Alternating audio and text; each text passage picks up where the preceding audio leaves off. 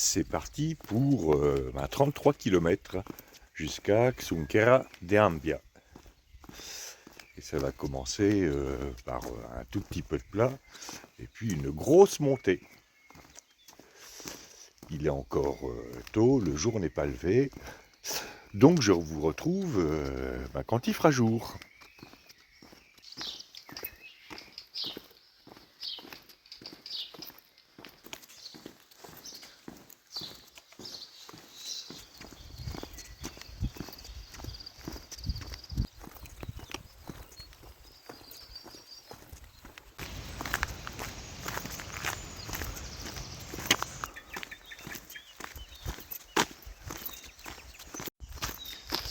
Bon, jusqu'ici, ça montait gentiment le long de la route, mais c'est là que je vais attaquer la falaise.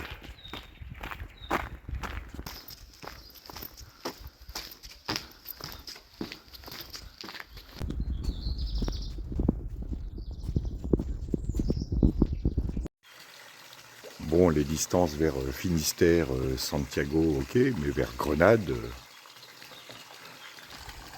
Mais comme Grenade est sur le Camino Mozarabe, ceci explique peut-être cela.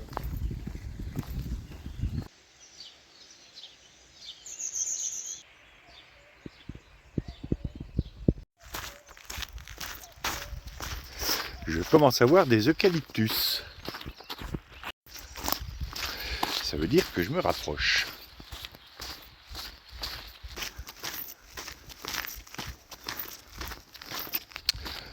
Bon bah, a priori, la montée, enfin la grosse montée n'est pas pour tout de suite.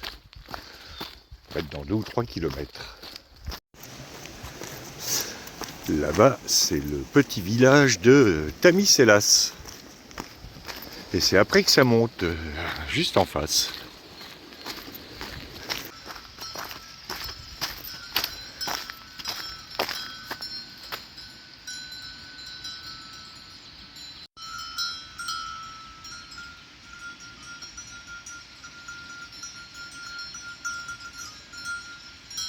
Ce sont des vaches Katchena. Et ce ne sont pas des cornes postiches.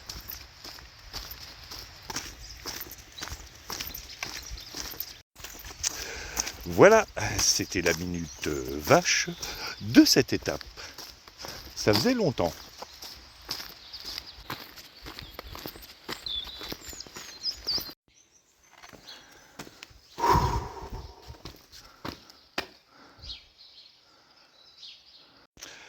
Bon, petite pause sur ce banc avant d'attaquer la montée.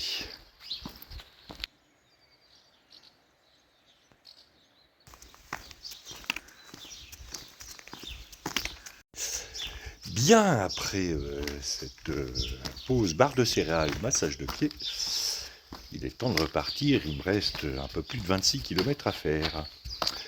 Et là, ça monte sec.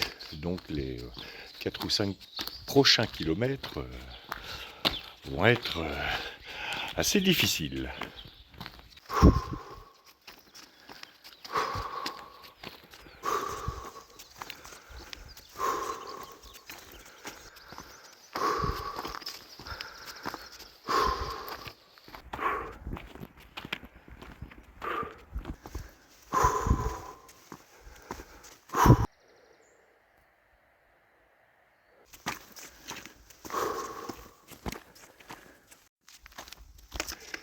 Je suis dans les nuages.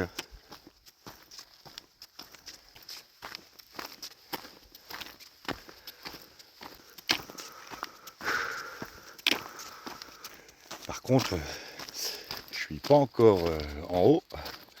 Il va me rester 150 ou 200 mètres de dénivelé.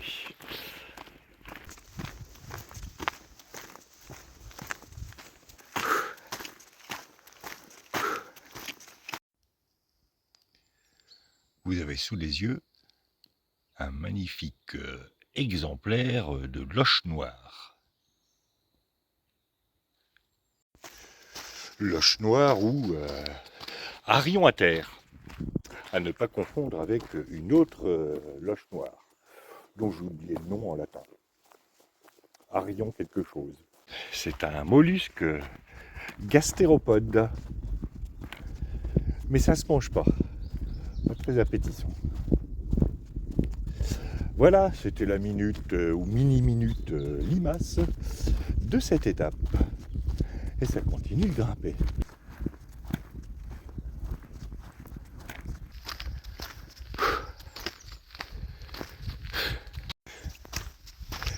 Elle n'a pas de fin cette côte. Ah, enfin. Ben celle-là, je la referai pas tout de suite.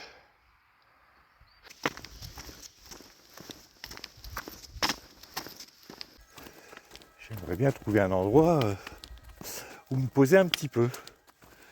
Ne serait-ce qu'un banc ou une pierre pour s'asseoir. Parce que là, il n'y a que dalle.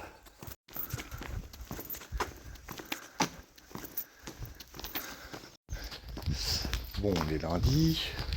Est-ce que c'est ouvert ?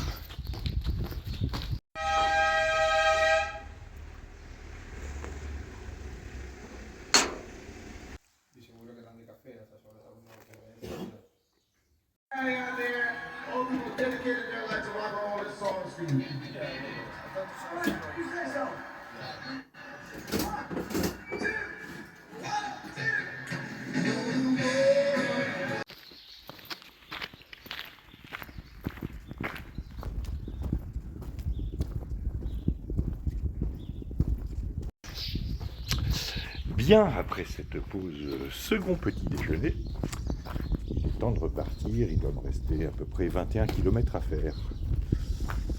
Et cette pause-là a fait du bien.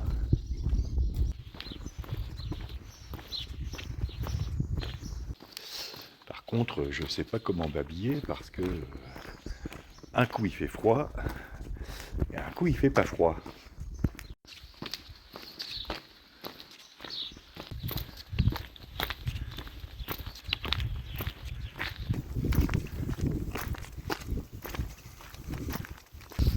Normalement, ça devrait monter encore un peu. Et après, ça va redescendre. Et à la fin, ça va remonter et redescendre. Bref, c'est la Galice.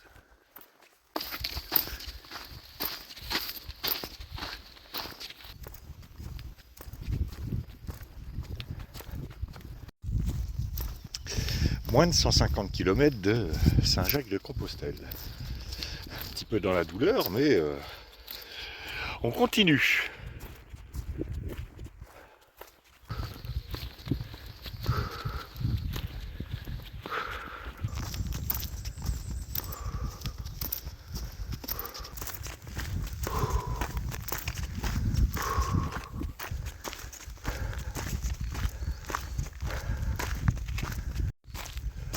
Bon, à partir de là, ça devrait descendre.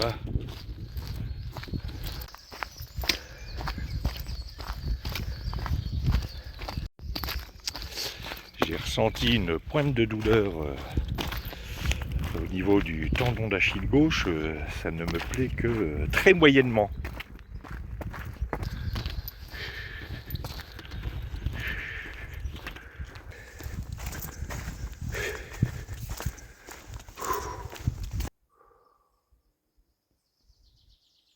Je voulais vous parler de la suite d'Alaric pendant la descente, mais elle est raide, elle est défoncée et elle risque de détruire ma cheville. Donc j'ai évité.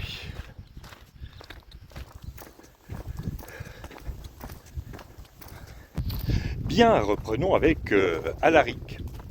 Alaric est donc le patron des troupes romaines en Illyrie. Normalement, son titre devrait lui permettre de lever l'impôt. Mais il est quand même sous les ordres du préfet du prétoire. Qu'est-ce que le préfet du prétoire ? Eh bien, c'est le chef de la garde prétorienne à Rome. Donc, c'est le chef du chef.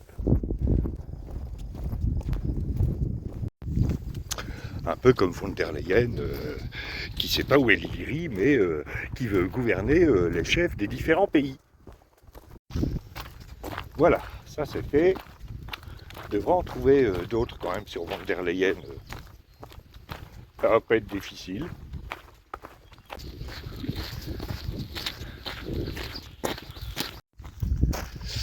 Évidemment, tout ça ne plaît pas à Alaric. Du coup, en l'an 400, les Wisigoths assiègent Constantinople et se font massacrer.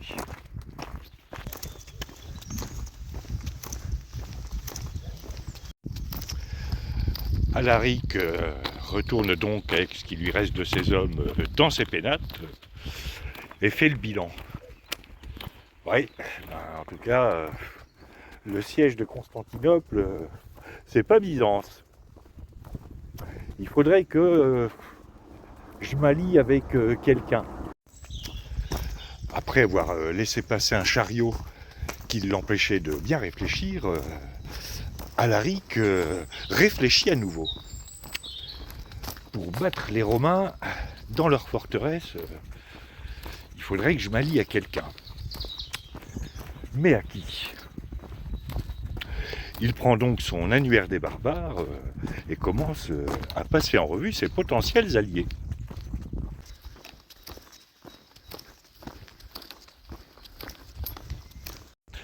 Alliés que nous examinerons, mais après le village. Ça faisait longtemps que j'avais pas vu d'Oreo.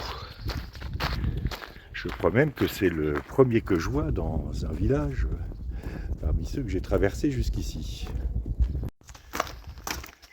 Les Oreos ici sont pas des biscuits, sont des séchoirs.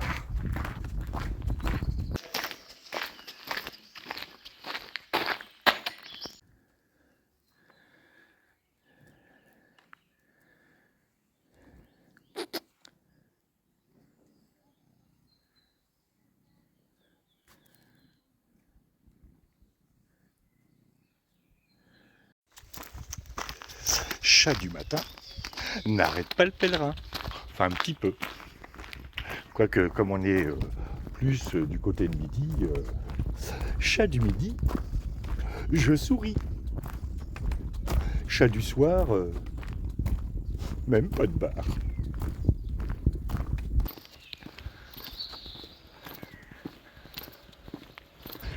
Bien, après cette pause bienvenue, on s'est tous retrouvés d'ailleurs. Il est temps de repartir. Il me reste 14 km à faire.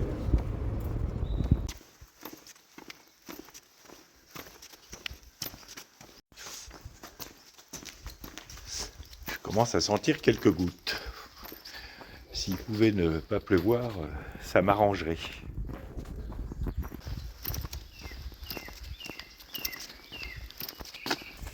Bien, voyons, cette encyclopédie des barbares. Voyons, les angles, ils sont trop loin, et puis ils sont partis vers une île où il y a des moutons, et il paraît que ça se marie bien avec la menthe. Quelle drôle d'idée. Les Saxons, ils sont à côté des angles, ils sont trop loin, puis ça se trouve, m'étonnerait pas qu'ils se marient un jour, ces deux-là. Ça donnerait quoi des saxono-angles. Pas terrible comme nom de peuple. Alors, les francs. Ah non, j'ai pas confiance aux francs.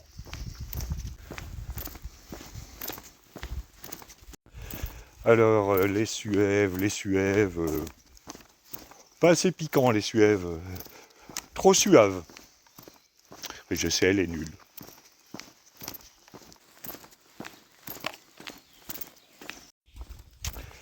Voyons, les Lombards, d'accord, bon, ils sont en Pannonie, pas loin, mais non, ça me dit rien, les Lombards.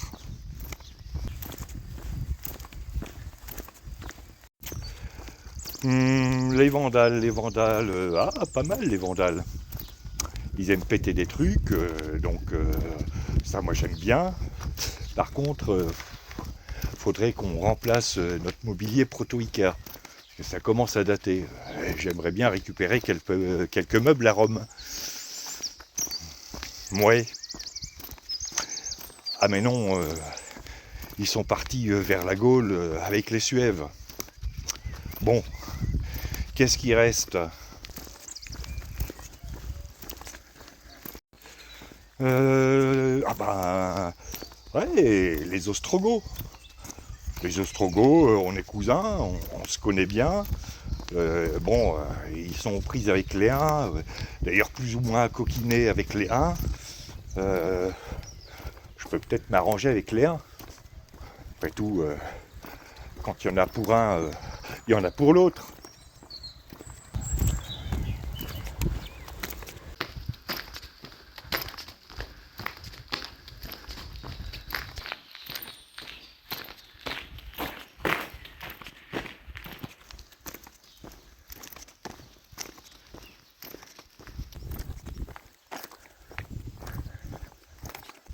Bon, allez, les Ostrogoths. Il faut que je trouve un chef ostrogoth qui veuille bien s'allier avec moi, parce que pas sûr que tous les Ostrogoths veuillent bien s'allier avec des Wisigoths.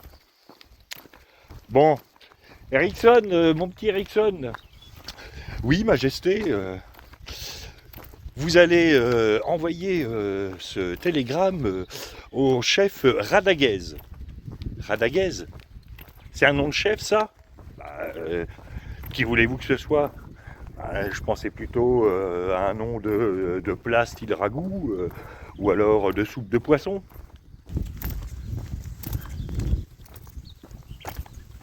Vous notez, mon petit Ericsson ? En vue, pillage, Rome, stop. Cherche allié fiable, stop. Gros butin à la clé, stop. Prisonnier, tout gabarit pour revente, stop. Intéressement sur profit additionnel, stop. Ne pas casser les meubles, stop. Voilà mon petit Ericsson, vous envoyez ça, vous signez, etc. etc. Et puis dès qu'il répond, eh ben on se met en marche.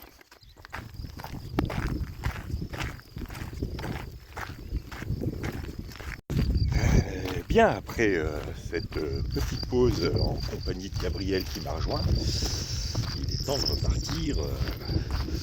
Je devrais arriver d'ici 2 heures ou 2h30. Et ça faisait longtemps que j'avais pas vu de ligne droite comme ça. Reprenons donc avec Alaric. Alaric s'allie donc au chef ostrogoth Radaghez.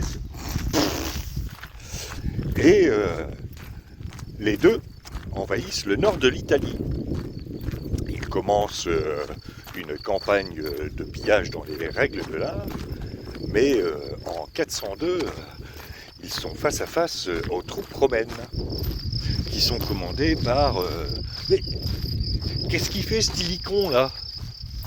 Eh oui, une fois de plus, le général romain Stylicon est opposé à Alaric. Stylicon, c'est un peu la némésis d'Alaric. Stylicon, il est là où personne ne l'attend. Un peu comme Ségolène Royal, sauf que Stylicon, lui, il gagne. Salut les filles!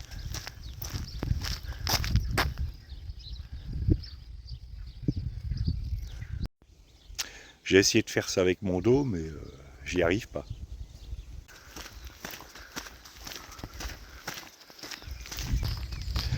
Stylicon repousse donc les Wisigoths et les Ostrogoths, mais pour autant il ne les massacre pas, espérant sans doute en faire plus tard des mercenaires. Les Wisigoths et les Ostrogoths continuent de piller le nord de l'Italie, jusqu'à ce que Stilicon, cette fois vraiment contrarié, ne les en chasse en 403. Pas la voiture, hein.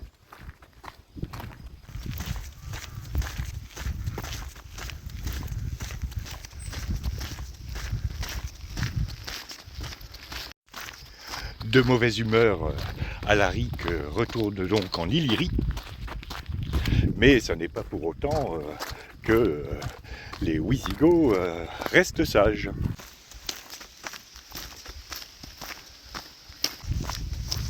En 408, l'empereur romain d'Orient Arcadius meurt. Aussitôt, Alaric demande le paiement de 2000 kilos d'or pour arrêter la guerre.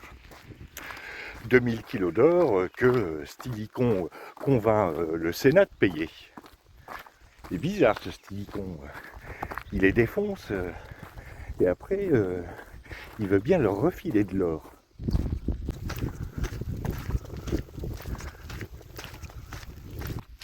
En fait, le geste n'est pas si innocent que ça. Parce que à cette époque, un usurpateur, Constantin, a fait son apparition. Ah ben ça nous manquait, un usurpateur du trône impérial. Il fait blisser les Romains. Outre cette menue monnaie, Alaric reçoit le titre de maître des milices des Gaules, dans le but justement de combattre l'usurpateur. La suite après la grosse flaque.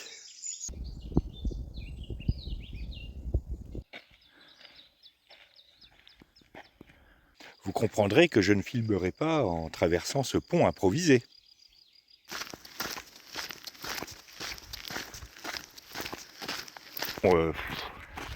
Maître des milices des Gaules, ça ne plaît que moyennement à Alaric. Si c'est pour aller geler dans la mer du Nord, alors qu'on peut se baigner dans l'Adriatique, ça vaut pas vraiment le coup. Mais un événement va bouleverser l'histoire. En effet, Honorius, l'empereur romain d'Occident, est jaloux des succès de Stilicon et de sa popularité. Du coup, à la romaine, il fait assassiner ainsi que ses proches. Comme ça, il est peinard.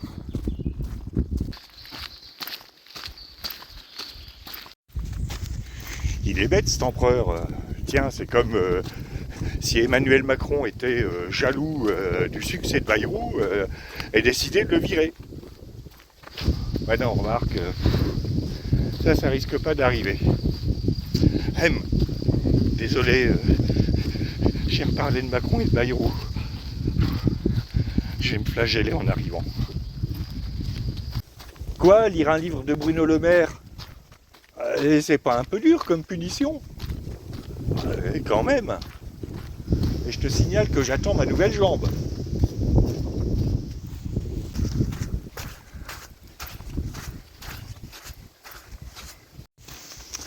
Stilicon, sa némésis mort, Alaric va-t-il en profiter? Va-t-il sauter sur l'occasion et marcher à nouveau vers Rome? Eh bien, tout ça, vous le saurez, enfin peut-être, demain. Parce que là, ça va commencer à monter.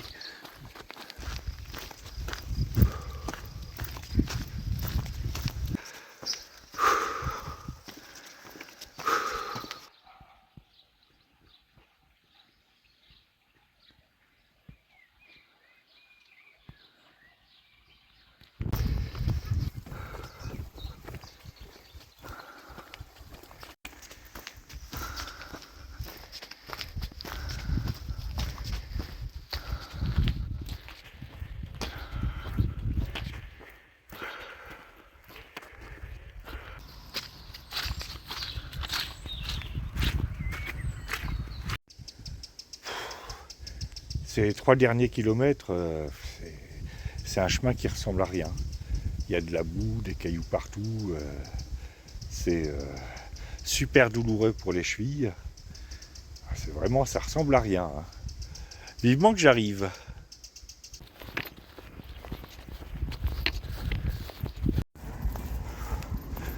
Pour une fois, Je suis bien content de me retrouver sur une route asphaltée.